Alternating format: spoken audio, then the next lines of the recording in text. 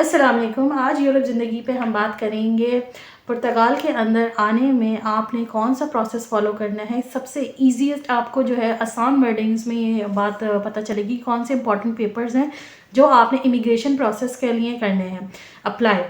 जो भी लोग पुर्तगाल के अंदर मौजूद हैं और वो ट्राई कर रहे हैं, स्ट्रगल कर रहे हैं, एजेंट्स पे बहुत सारे जो है वो अमाउंट जो है वो खर्च कर चुके हैं, तो बेहतर है कि आप ये वीडियो पूरी देखें। आपको by the end of the video ये आइडिया हो जाएगा कि क्या आपको प्रोसेस करना है। अगर आप पुर्तगाल से बाहर से बैठ के भी ये वीडियो देख रहे हैं तो आपके लिए वीडियो बहुत इंपॉर्टेंट होने वाली है, जिससे कि आपने टाइटल में देख लिया होगा। सबसे पहले आप चैनल को सब्सक्राइब कर दें ताकि मज़ीद वीडियोज़ आपको मिलती रहें। जो आप पुर्तगाल में जब आप आते हैं तो आपके पास जो भी डॉक्यूमेंट्स मौजूद हैं, आपने जिस तरह भी आप ट्रैवल करके आए हैं, बजाय आप किसी और कंट्री से आए हैं या फिर आप शेंजन एरिया का वीज़ा लेकर आए हैं पुर्तगाल के अंदर, तो आपने 3 डॉक्यूमेंट्स जो है वो अपने इम्पॉर्टेंटली बना लेने हैं। वो क्या डॉक्यूमेंट्स हैं मैं आपको स्टेप बाय स्टेप बता रही हूँ, सो दैट आपको ये आइडिया रहे कि आपने कौन सी चीज़ बनानी है और क्या इसकी इम्पोर्टेंस क्या है, इसका ये ज़रूरी क्यों है। तो सबसे पहले आपको चाहिए होते हैं 3 डॉक्यूमेंट्स।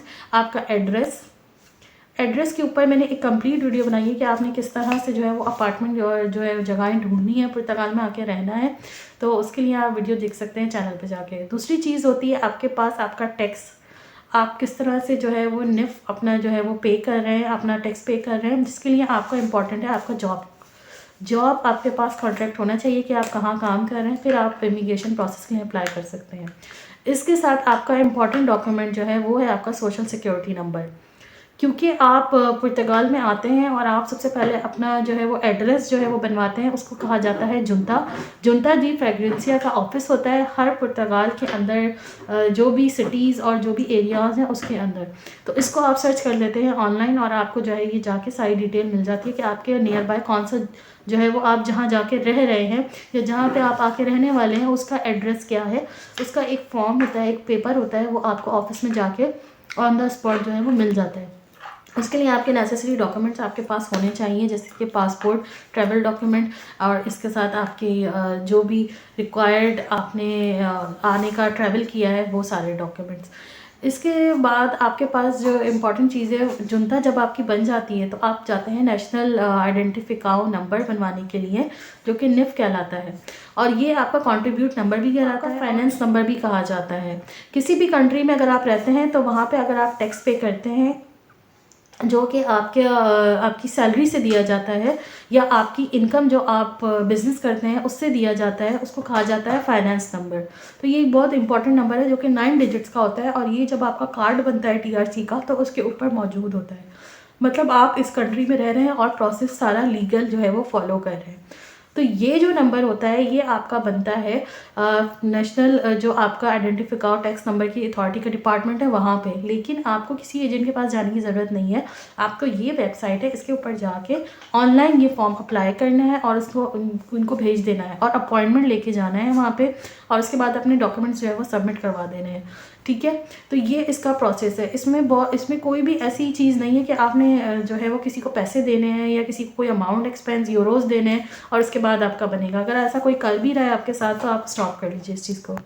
जो फाइनेंस नंबर होता है वो जब आपको बुलाते हैं तो वो आपके जो नेसेसरी डॉक्यूमेंट्स होते हैं वो आपका पासपोर्ट, आपका जॉब कॉन्ट्रैक्ट और आपका जो एड्रेस है, वो जो जुनता का पेपर आपने बनवाया है वो आपसे मांगते हैं मोस्टली केसेस में। इसके अलावा आप जिस कंट्री से आ रहे हैं उसका जो लाइसेंस है या फिर आपका आइडेंटिफिकेशन नंबर है, आपका आईडी कार्ड है, उसकी कॉपी आपसे मांगी जाती है, और इसकी कोई फ़ीस नहीं होती, ये फ्री ऑफ कॉस्ट आपको जो है वो बना के देते हैं।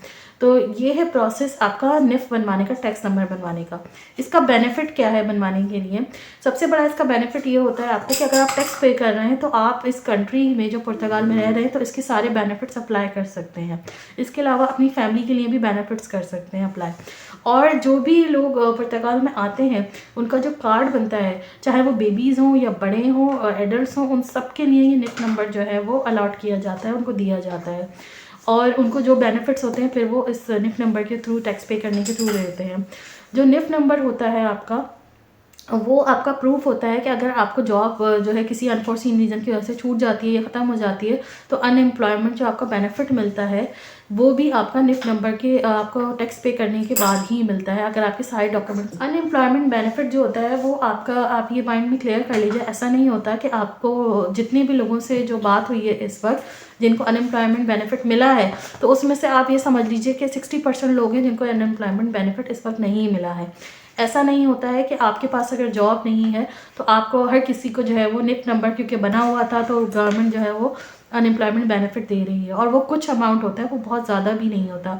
तो इसके आप उसमें नहीं रहिएगा कि आपको ये अनएम्प्लॉयमेंट बेनिफिट मिलेगा, आप अपने जॉब पे फोकस करिएगा।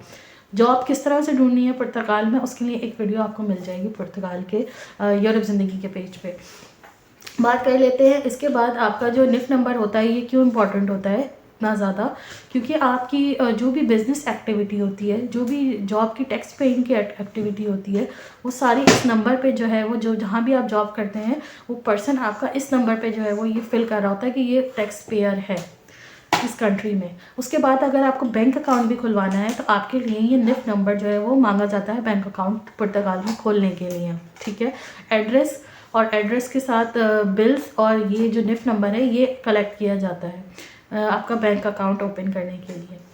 इसके साथ आपका जो भी बिज़नेस एक्टिविटी है या आपकी पूरी साल की जो एक्टिविटी है टैक्स की, वो IRS या IRC के डिपार्टमेंट में जो है वो काउंट की जाती है, ठीक है। वो अगर आपने पुर्तगाल में रह के कभी भी लोन अप्लाई करना है किसी भी बैंक से, तो उसके लिए भी आपका निफ्ट नंबर जो है वो देखा जाता है और वो काउंट किया जाता है। तो ये है निफ्ट नंबर की इम्पोर्टेंस। इसके साथ आपको जब आप टैक्स पे करते रहते हैं तो कंट्री में बेनिफिट क्या मिलते हैं? बेनिफिट मिलते हैं सोशल सिक्योरिटी नंबर बनने से। जब आपका सोशल सिक्योरिटी नंबर बना होता है तो फिर आप मेडिकल फैसिलिटीज़, एम्प्लॉयमेंट बेनिफिट और ओल्ड एज बेनिफिट, पेंशन वगैरह, ये सारे जो बेनिफिट्स हैं ये आपको सोशल सिक्योरिटी के थ्रू जो है वो पुर्तगाल में दिए जाते हैं कंट्री में। तो इसका बनवाने का एक आसान तरीका ये है कि आप ऑनलाइन अप्लाई करेंगे। पहले ये एजेंट्स के थ्रू लोग करते थे अप्लाई, लेकिन इन्होंने अब ये ऑनलाइन कर दिया है, क्योंकि आपको बताया है जैसे कि पुर्तगाल में हर रूल जो है वो स्ट्रिक्ट होने जा रहा है, और 2023 में सारे जो इमिग्रेशन के प्रोसेस हैं वो ये जो काम है जिसकी वजह से जो है क्यू लग जाती थी, लाइन लग जाती थी ऑफिस के बाहर, उसको रोकने के लिए, काम को प्रोसेस को आसान करने के लिए, फॉरेनर्स के लिए, आपके लिए, तो देखा जाए तो ये सारा प्रोसेस आसान होने जा रहा है इमिग्रेशन का मज़ीद। तो बेहतर है कि आप जो है वो किसी एजेंट के थ्रू अप्लाई करें और अपना इतना ज़्यादा एक्सपेंस करें, आप खुद अप्लाई करें, आप सारी रिसर्च अपना मुकम्मल करें और उसके बाद आप ये सारी एप्लीकेशंस खुद फिल करें। तो इसका सोशल सिक्योरिटी नंबर बनवाने का आपको तरीका ये है कि आपने इस वेबसाइट के ऊपर जाना है, अपना फॉर्म डाउनलोड करना है, फॉर्म को फिल आउट करना है और उसके बाद फॉर्म अटैच करके इसी के ऊपर आपका ईमेल दिया हुआ होता है, वो आपने अप्लाई कर देना है। तो वो आपको अपॉइंटमेंट के थ्रू बुलाएंगे और अगर आपसे नेसेसरी डॉक्यूमेंट्स होंगे वो मांगेंगे, जो कि आपका निफ्ट नंबर और जुनता होती है मोस्टली, और उसके बाद आपका जॉब कॉन्ट्रैक्ट वगैरह देखेंगे और इसके साथ आपका social security number on the spot आपको जो है वो बना के दे देंगे।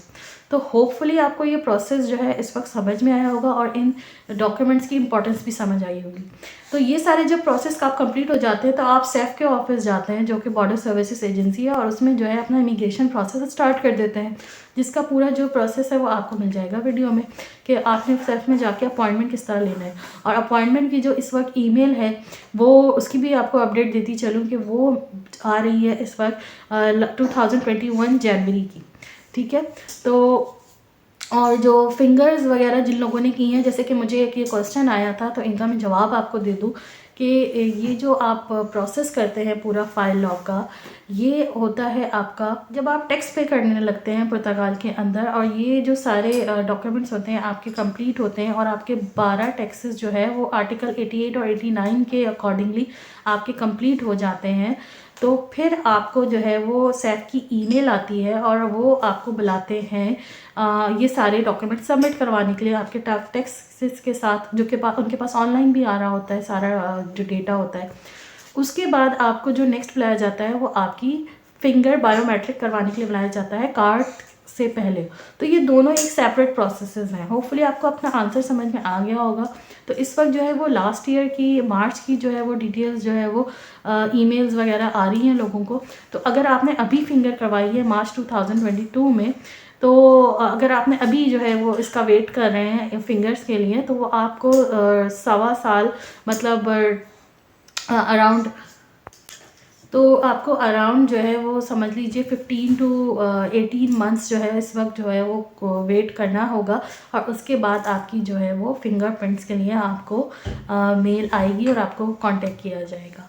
होपफुली आपको जो है आज की जो इम्पोर्टेंट डिस्कशन है वो समझ आ गई होगी। मज़ीद कोई क्वेश्चन है तो आप कमेंट कर सकते हैं। नेक्स्ट वीडियोज़ में आपके कमेंट्स का आंसर भी आपको वीडियोज़ में दिया जाएगा। तो मिलते हैं नेक्स्ट वीडियो में। टेक केयर, अल्लाह हाफिज़।